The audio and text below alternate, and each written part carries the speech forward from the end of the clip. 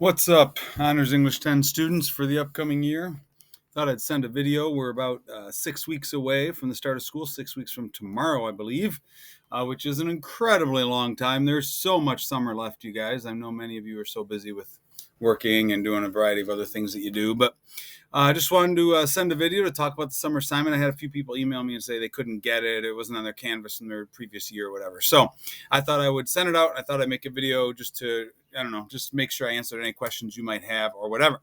So I'm sitting in my backyard. This is my backyard. Got a little pool back there, whatever. And this is where I spend most of my summer, just chilling out here, working on my tan and working on trying to find better ways to teach and playing a lot of golf, coaching a lot of basketball and doing a variety of other things. But not that any of you care anyway, but you will later maybe once you get to hang out, once we all get to hang out for a while together. All right, let me talk about our summer assignment.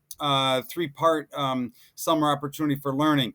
This paragraph here just talks about just how fired up I am to be back. It's my 29th year. I feel like I've taught every kind of student possible. Many of my former students from my first year, they're about 45 or 47 years old or something like that, are good friends now, and just the greatest job in the world to get to teach at FHC with you guys. Honors 10 kids are the best kids in the school, so I'm just fired up, and I've got a million ideas to make it a new and interesting and creative year for you, and unlike any other class you've ever taken. But let's go over our summer work. First is Fahrenheit 451. You probably already know this. I'm thinking you got this before, but just want to make sure.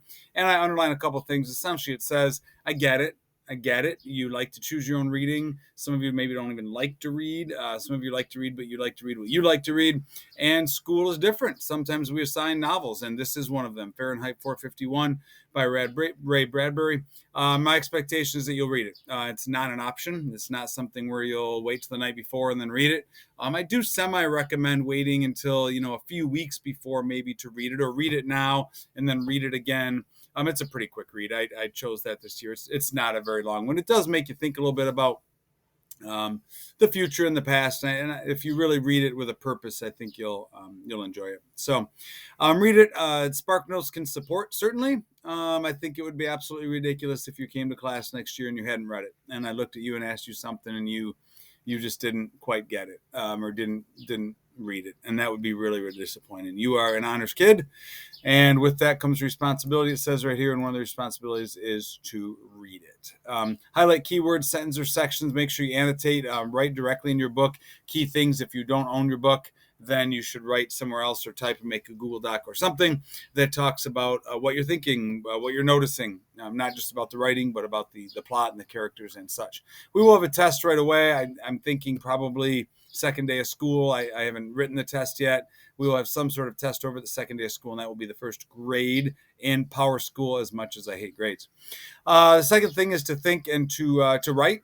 This, you can read this someday, or I guess you should read this. It explains what you're supposed to do, and just talks about how I just think constantly about school. I just think constantly about you and about how weird it is that you have, I really think, three lives. You have your life online, you have your life in school, and then you have your real life.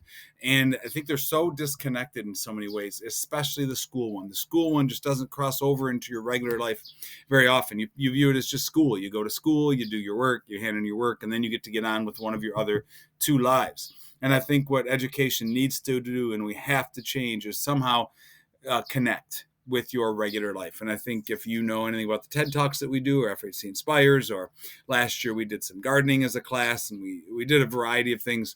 And my goal is really just to have you understand that school is not separate. Yeah, sometimes it comes with stuff you have to get done. I get that.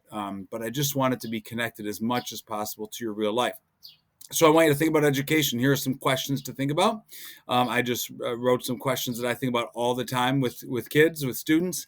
And then you'll write an essay in response to some of those questions. And you can read these directions specifically. It talks about how it doesn't have to answer every question. It really could just answer one of the questions. And these will really answer all the questions you might have. MLA format, can I use I, all those kinds of things. You can read that, and that'll let you know. And that essay, it says right here, needs to be printed and handed in the first day of school. You will hand that to me the very first day of school printed. It will also, of course, be on your Google site. That's part 3 of your work, which is to make your own Google site. I'm not going to teach you how to do it, mainly because I don't know how to do it. My kids have done it for the last 3 years, and it says right here, you're a resourceful teenager. I know you can figure out how to do it, and I think it should be incredibly cool and really creative and show a lot about you. You have to make sure you share it with me or make it public so that I can see it.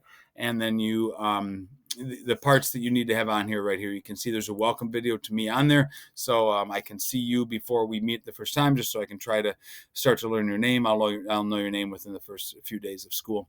And you can see all the other things that have to be on your Google site. I have included some old Google sites. These people, let's see, I think these people graduated. They were seniors. Liza's going to Hope. Jack McNamara is going to Hope. Paulina and Abby, I guess I'm not totally sure where they're going to school, but anyway, those are some sample Google sites. So it's a 3-part assignment. All of it's done before school.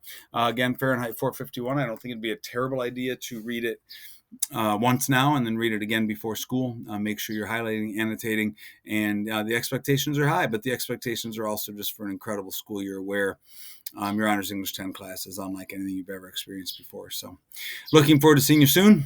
Email me with questions, and I'll see you in about 6 weeks.